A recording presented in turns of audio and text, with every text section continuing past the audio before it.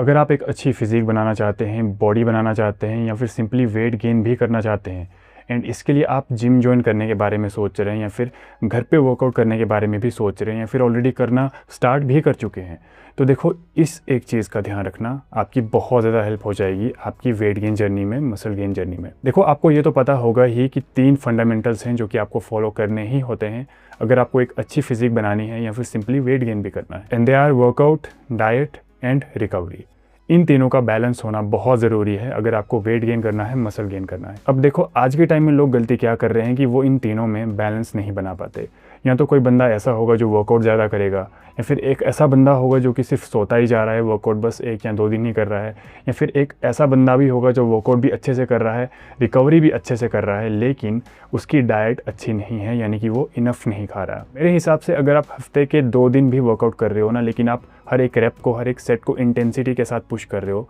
तो वो more than enough होता है। और अगर आप एक दिन आपका ऐसा भी होता है कि आपकी रिकवरी अच्छे से नहीं हो पाती, आपको नींद वगैरह नहीं आती, तो वो भी चल जाता है। लेकिन अगर आप इनफ नहीं खा रहे हैं, आपकी बॉडी को इनफ कैलोरीज नहीं मिल रही हैं, इनफ न्यूट्रिएंट्स नहीं मिल रहे हैं, तो भाई भूल जाओ कि आपका वेट गेन होगा, आपका मसल गेन होगा। और ये चीज़ मैं आपको अपने पर्सनल एक्सपीरियंस से बता रहा हूँ। लाइक जब मैंने स्टार्ट किया था तो मैं वर्कआउट भी अच्छे से कर रहा था, फुल इंटेंसिटी के साथ हर मैं एक्सरसाइज करता था और रिकवरी भी ठीक ठाक ही थी, नींद वगैरह में अच्छे से लेता था।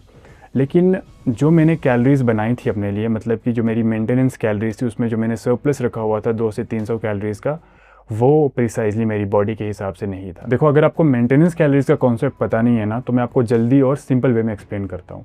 जितने भी आप डेली टास्क करते हो, जो भी आप दिन भर में काम करते हो, उनको करने के लिए आपकी बॉडी एनर्जी बर्न करती है, कुछ कैलोरीज बर्न करती है, जो कि आप जितना भी खाना खाते हो एक दिन में, उससे आपकी बॉडी को मिलते हैं। अब सपोज़ करिए जो भी आप दिन भर में खा रहे हैं उससे आपकी बॉडी को 2000 कैलोरीज मिल रही हैं, लेकिन आपकी हाइट के हिसाब से, आपके करंट बॉडी वेट के हिसाब से आपकी मेंटेनेंस कैलोरीज हैं अराउंड 2200, तो आप 200 कैलोरीज कम खा रहे हैं। तो इस केस में क्या होता है ना कि आपकी बॉडी को इनफ एनर्जी मिल नहीं पाती है, उल्टा आप डेफिसिट में चले जाते हो, यानी कि वेट बढ़ने के बजाय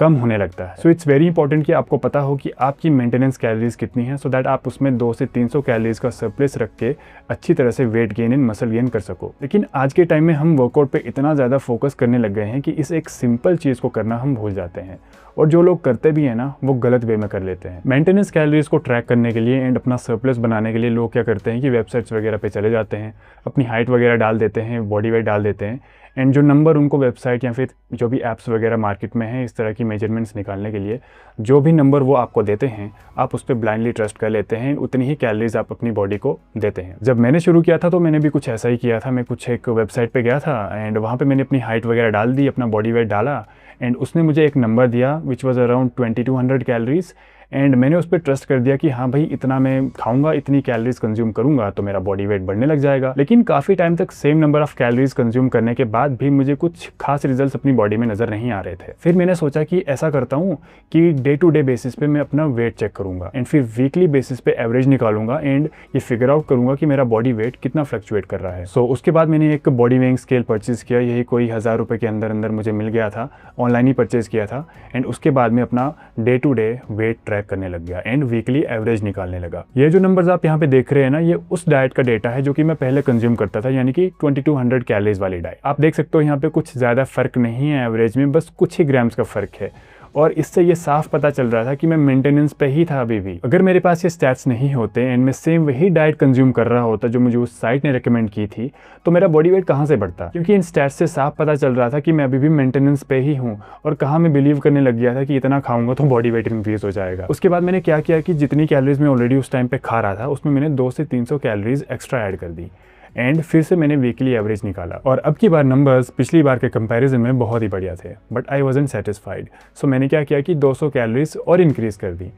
आई नो बहुत ज़्यादा खाना लग रहा होगा खाने में, एंड मुझे भी लग रहा था, पर क्या होता है ना कि जितना आपकी बॉडी डिमांड कर रही है उतना तो आपको खाना ही पड़ेगा, एंड अगर आपको वेट या मसल गेन करना है तो फिर आपको सरप्लस में खाना पड़ेगा, थोड़ा एक्स्ट्रा खाना पड़ेगा, ताकि आपकी बॉडी के पास एनर्जी बचे मसल बिल्ड करने के लिए, वेट गेन करने के लिए। अगर आपने भी अपनी कैलोरीज का गोल कुछ इस तरह से एस्टिमेट लगा के या फिर अंदाज़ा लगा के बनाया है, एंड आप उतनी ही कैलोरीज कंज्यूम कर रहे हो एक दिन में, एंड आपका बॉडी वेट जैसे का तैसा है, तो फिर दिक्कत इस चीज़ में ही हो सकती है। इस चीज़ का अंदाज़ा लगाने से अच्छा है कि आप एक बॉडी वेइंग स्केल पे इन्वेस्ट करिए, आपको बहुत सस्ते मिल जाएंगे ऑनलाइन मार्केट में अगर आप ढूंढने की कोशिश करेंगे।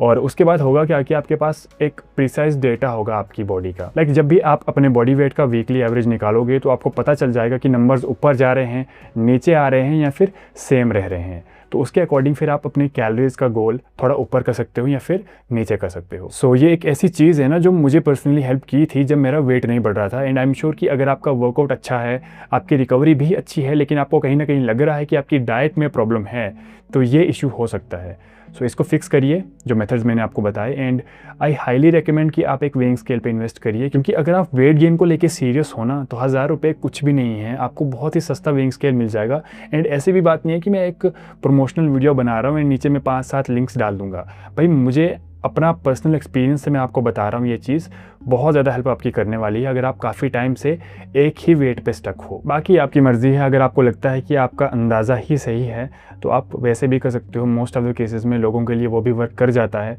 बट अगर आपको एक गारंटीड मेथड चाहिए, एक गारंटीड प्रोसेस चाहिए, then this could be the one. I hope this video will be helpful for you. See you in the next one.